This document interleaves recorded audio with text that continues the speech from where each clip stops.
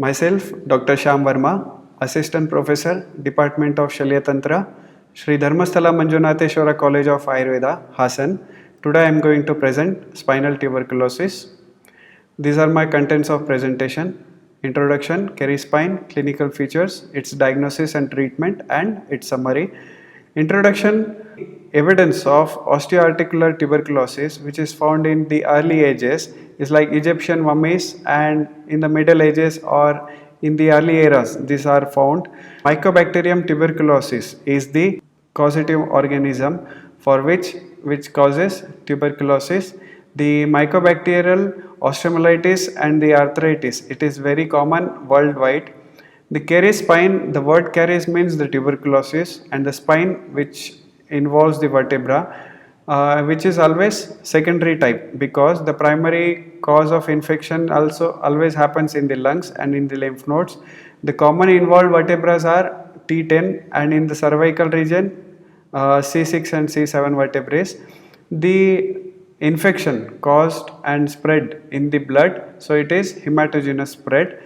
In the infection of vertebra, the contiguous surface of bone is involved, where the lower half of above bone and the upper half of lower bone is involved, along with the caseous material which is deeply situated in the anterior longitudinal ligament. Here types of spinal tuberculosis which involves tuberculous metaphysetis. Here the metaphysis of bone is infected. Tuberculous osteomyelitis, here the central part of the body of vertebra is involved through the central artery which supplies to the center part of the bone. Tuberculous periostitis, here the peripheral part of the bone is involved. Then last type is where the other parts of the vertebrae are involved, like appendages, lamina, pedicles, and spinous processes, transverse process, etc.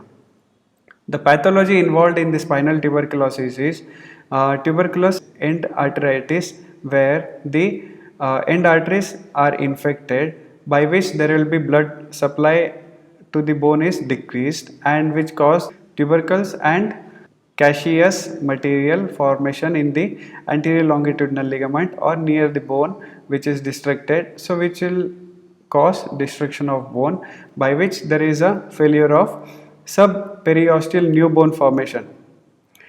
So clinical features are pain. So patient comes with the pain in the neck region and along with the referred pain in the suboccipital region due to the paraspinal muscle spasm. It involves post-auricular nerves, and there will be rigidity. Rigidity is due to the paraspinal muscle spasm and even the spasm of the skull muscles. There is a rest sign.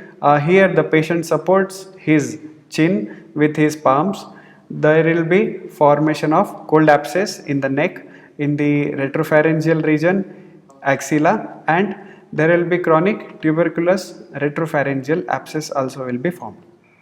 To investigate the spinal tuberculosis, first we'll do the X-ray of spine.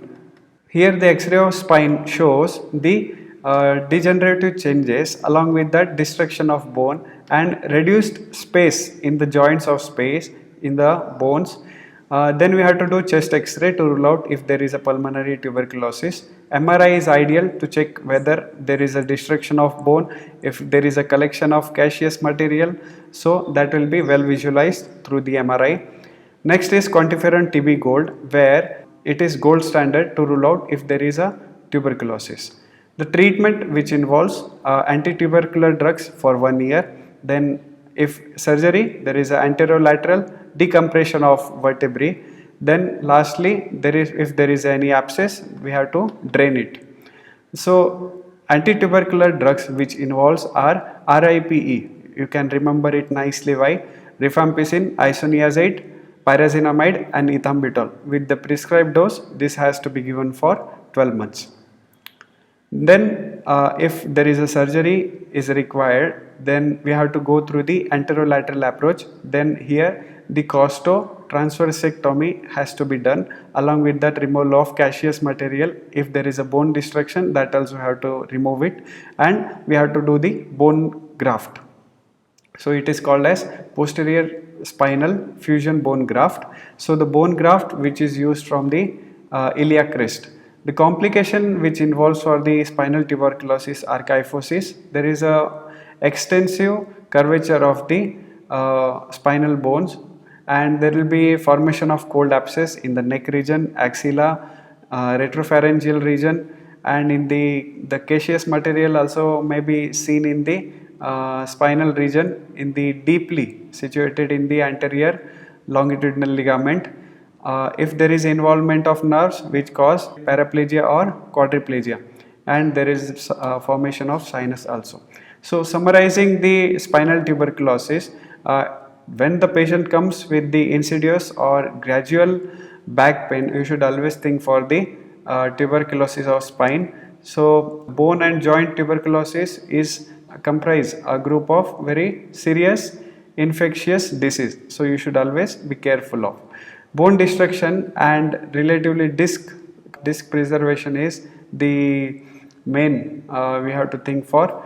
Surgery combined with the prolonged specific chemotherapy, that is anti-tubercular treatment. Along with that, the anterolateral approach of costotransversectomy is required when there is a neurological deformities are seen.